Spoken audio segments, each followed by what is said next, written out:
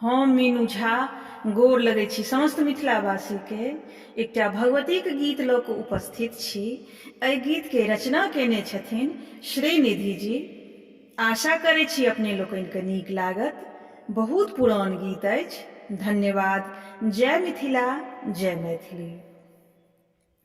नैया लगा बहु पार, काली है जननी। नैया लगा बहु पार, काली है जननी।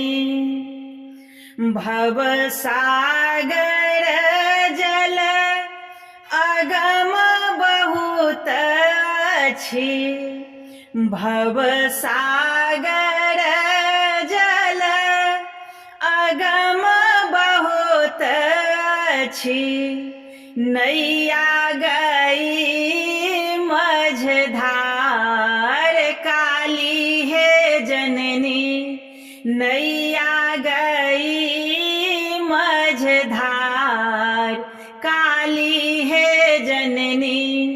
नैया लगा बहु पार, काली है जननी। झाझर नैया बहत पुरबैया। झाझर नैया बहत पुरबैया। कोन विधि उतरब पार, काली है जननी। कोन विधि उतरब पार, काली है जननी।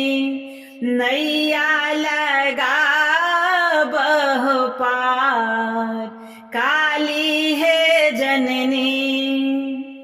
काम क्रोध मद घेरी लेलक अछि। काम क्रोध मद घेरी लेलक अछि। मोहि जल्दी सँ लिया उबार, काली है जननी।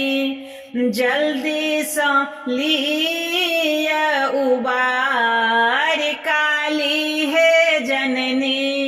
नैया लगा बहु पार, काली है जननी।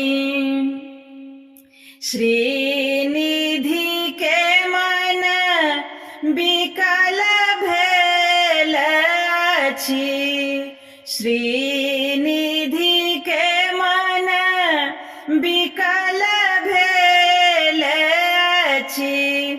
मातु तुए गुण अगम अपार, काली है जननी। नैया